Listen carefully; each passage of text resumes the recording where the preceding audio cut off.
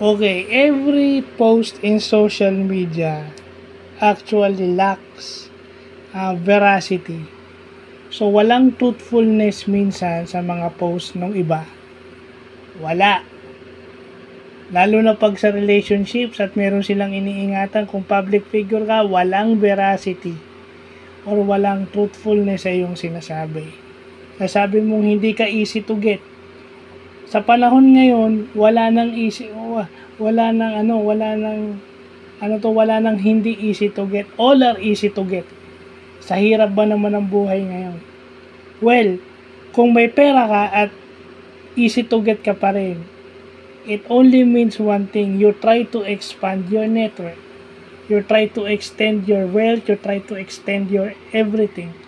And you want a guy, kung babae ka, you want a guy that is mamahalin ka.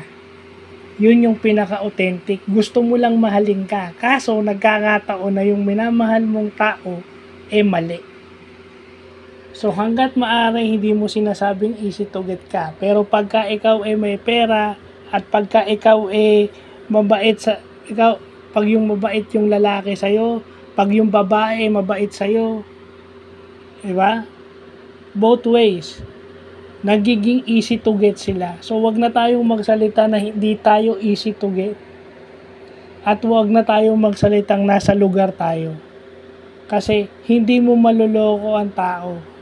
Pag sinabi ng isang tao na malandi ang isang babae, may reason siya bakit niya nasabi. Kaya sinabi ko hindi porket mayaman, okay, hindi porket milyon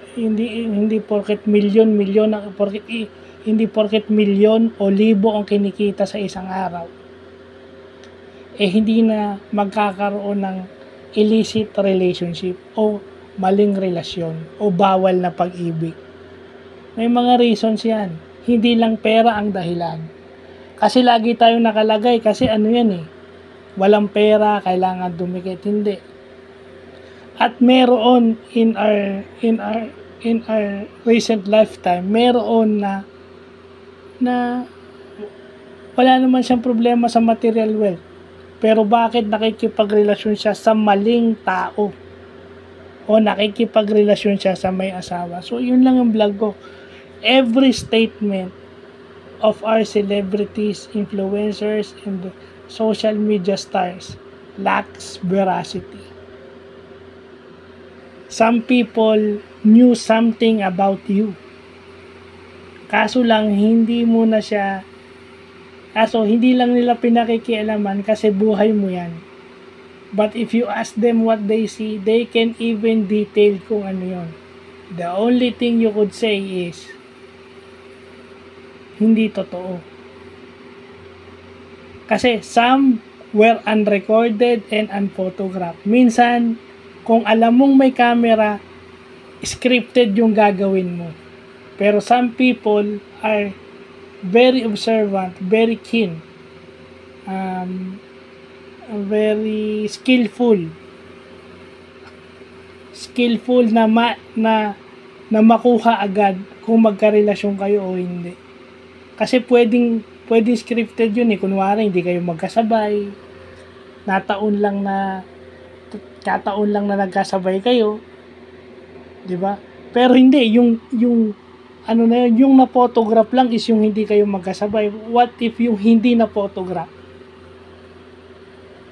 Walang video na lumalabas na hindi kayo, yun. Kung may video man lumalabas, kulang. So, the veracity,